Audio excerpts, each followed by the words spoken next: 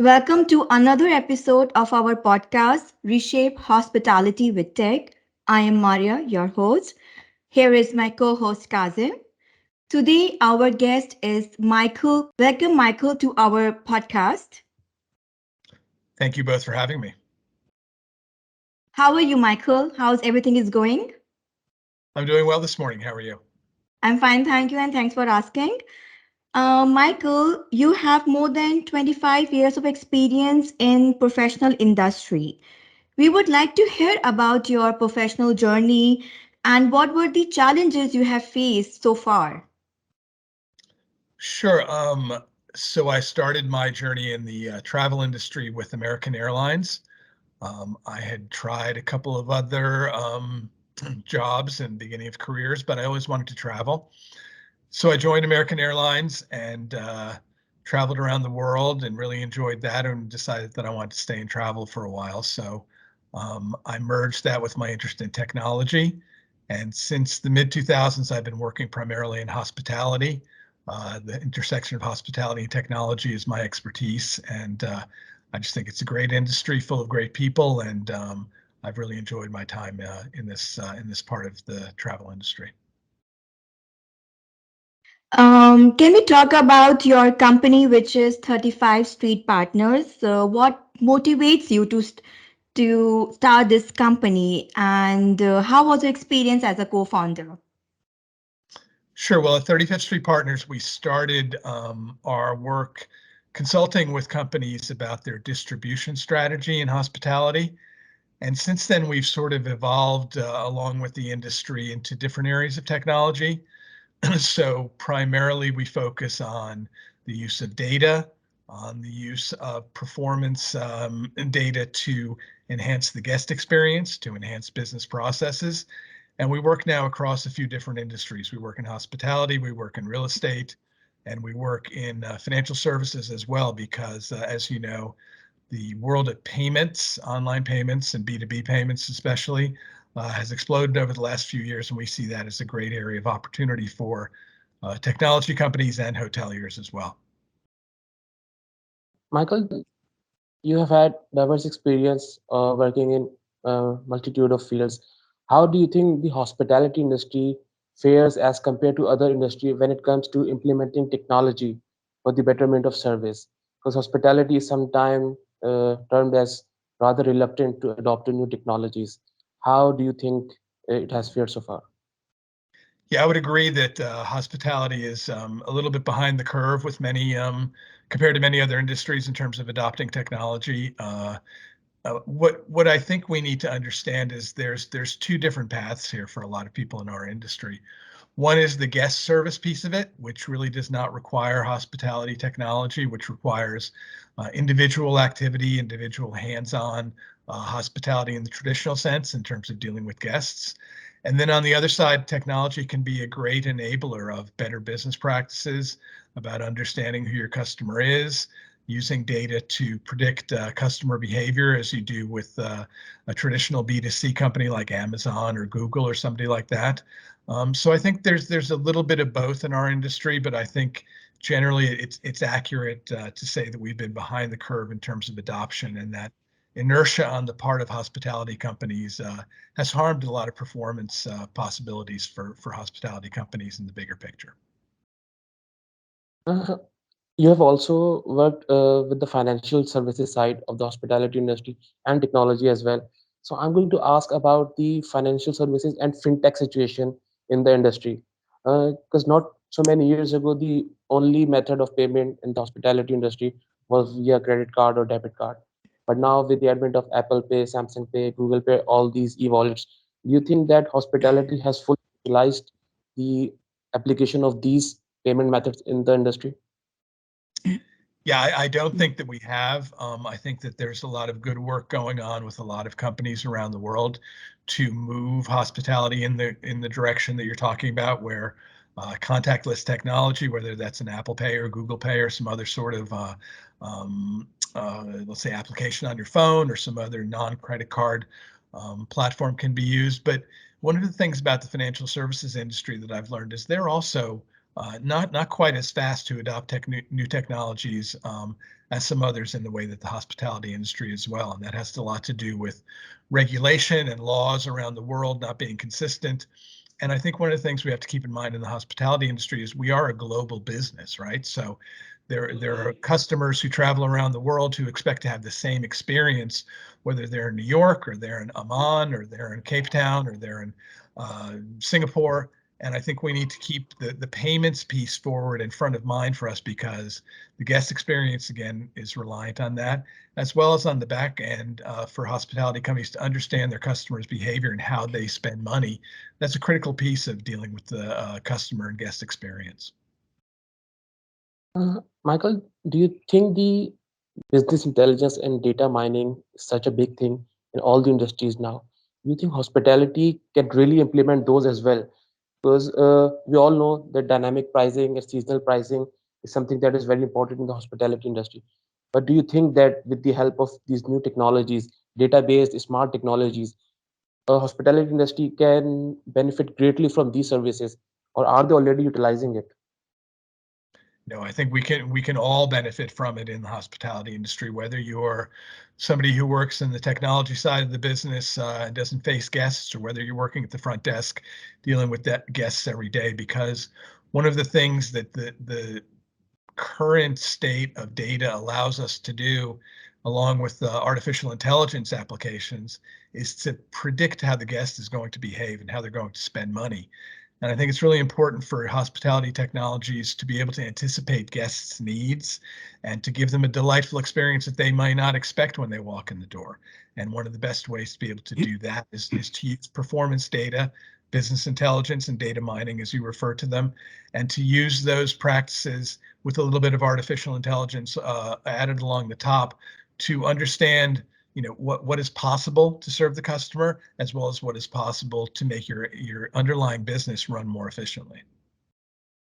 Do you think that the one of the main reasons of not utilizing these technologies willingly in the industry is because of also the cyber threat that the hospitality has faced, because there have been incidences with the cyber security and hospitality has been sort of behind on that?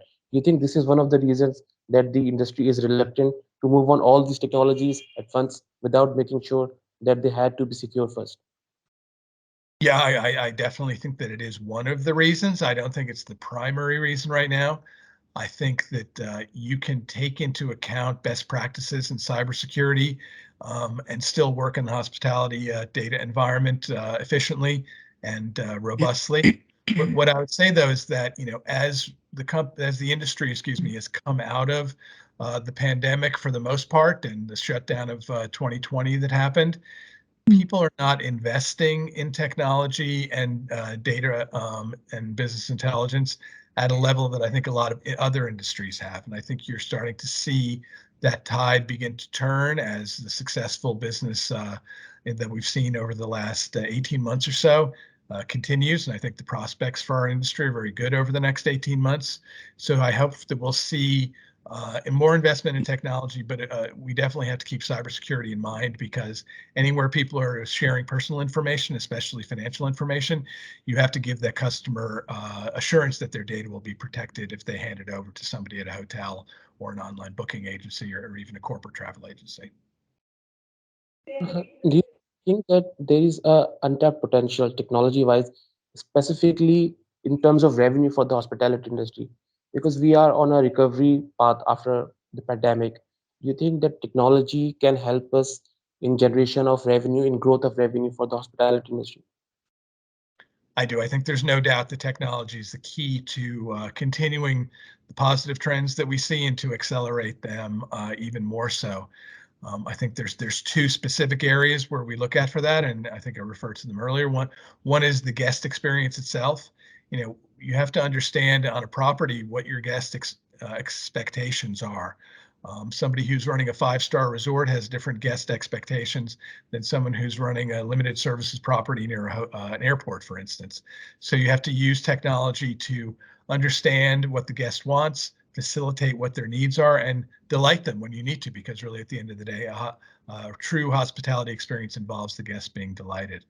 I think on the back end, as you get into more sophisticated financial services and business process optimization, technology is the key to that. And I think we really need to do a better job of investing in our technology infrastructure across the board in the industry. And I think, one of the great things about this industry is there's a whole, ton of people with great ideas and with great proposals in this area, people who are experts in specific areas of hospitality. And we're just looking for the investment to catch up with the intent and the brain power that's involved in this industry right now. Do you think that the industry had its hand forced in terms of guest expectation? Because as the guests and the consumer across the country are more oriented towards the tech now, so they are expecting this kind of thing as part of their experience. So the old school concept of amenities and guest service has changed, and now technology, faster internet speeds, uh, streaming services, and all that are becoming a part of guest expectation. So hotels have to do that now. It's not an option anymore. It's a necessity. Yeah, I think there's no doubt about that, and I think we've seen that in a few different areas. Let's, use one example would be the telephone in the hotel room. When was the last time you picked up the phone other than to make an internal call to the front desk or something? People use their mobile phone for almost everything now. It doesn't matter where you are in the world. That's the primary way that you get information and you communicate.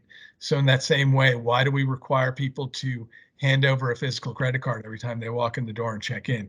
If you have proper data infrastructure, you should be able to understand who the guest is. They don't need to hand over a credit card. They don't need to do some of those things that have been traditional hospitality activities anymore. It's just more that the business process has lagged behind actual customer expectations. And I think anything from the TV experience in the room to contactless payments to Wi-Fi being a requirement, all those things are things that people take from outside the hotel room. And when they walk into a hotel or a hotel room, they expect the same experience. They don't expect to do more. They expect to have a seamless experience inside the hotel as they do outside of the property. Do you think that in the next 5 years we are going to see much more use of fintech in the hospitality industry, especially in terms of contactless payment? Because there may come a time when people are simply not willing to carry a credit card even or hand over to the hospitality staff. So the structure will have to be changed as per the demands of the guests. Yeah, I think there's no doubt about that. I mean, here in the U.S., I think we're a little bit behind the curve compared to some other locations. I would think of China and India as being way out in front of what we do right now in terms of contactless payments and payments through apps and peer-to-peer payments in that way. But at the same time, it doesn't really matter where you are. If you're used to paying a friend for something that if they you split lunch or something, you use Venmo in the US, and that's just, it's not even thought of anymore as something that is an obstacle. People just have that app on their phone and they use it. There's no reason why the hospitality industry should be any different.